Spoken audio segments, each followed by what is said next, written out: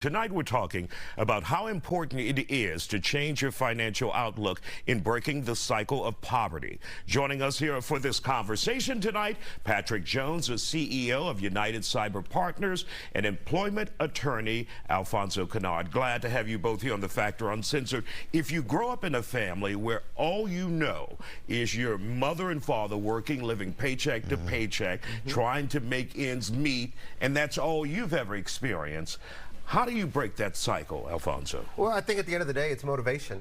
I grew up in El Paso, Texas. I grew up in a neighborhood where it was the cutoff between the rich neighborhood and the poor neighborhood. So I grew up getting to look up at what existed that was beyond our means. And so, one, you have to have the motivation to do so. And you have to also understand that life is not going to be fair. You're not going to be handed things under any circumstance. Some folks have a leg up. You know, a professor once did an exercise with the college students and said, I want everybody to roll up a wad of paper from wherever you're seated and throw it into the wastebasket at the front of the lecture hall, right? Well, obviously the folks that were closer had a better shot of making it in the basket versus those that are in the back. But it's going to take for you, as like me, I grew up in the projects in an underrepresented neighborhood. There are projects in El Paso? We sure do. We've got lots of them, Isaiah. Like lots of them. So Patrick, really quick, let's bring you in this conversation. Yes. What advice would you give someone if this is all they know? Right. You know, paycheck to paycheck, right, and just barely making it. How do you get them to strive to do something else, to do more? Sure. So first and foremost, I do agree with, you know, what Alfonso was saying. However, you know, it's something that you have to do. You have to reach outside of yourself. You have to look to mentors. In addition to that, you should also look to, okay, when I was growing up, you know, I grew up mowing lawns, right, as a boy, 9 years old, full time. And I always saw the guy with the gold Rolex watch. And I was like, you know what? I want that lifestyle. So what I did is I worked backwards. How can I achieve that particular lifestyle, right? And so for me, I kind of took the traditional route. I went to college, and from there, you know, went into the corporate world. And outside of that, I said, you know what? I'm in America, let's bootstrap, let's start our own company, and let's go from there. So, you know, that's what I would tell anyone. Don't be afraid to take chances, right? Once you do that, you never know where you can soar to and what you'll achieve. And Alfonso, he just told us his journey. What if an individual says, I didn't have those resources, I didn't go to college, I don't have this, I don't have that. How do I better myself at this point in my life? Well, I think it goes back to how you define the term poverty. The word poverty is a value-laden term that can mean a lot of things to different people.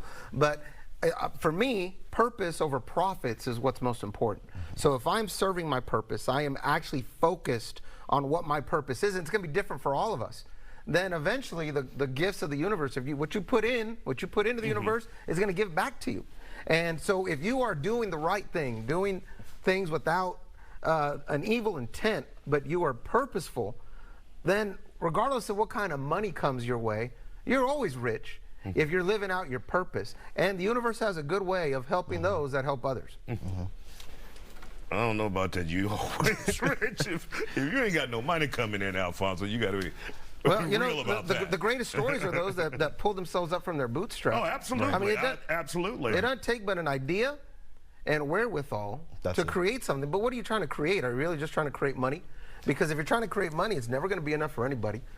It's never going to really make you happy. People think money's, you know, yeah, okay, it's better to have money than not, of course. Right. But it's no substitute for purpose. Sure. Purpose. And we also have to talk about, you know, the shortage mindset versus the abundance mindset, right?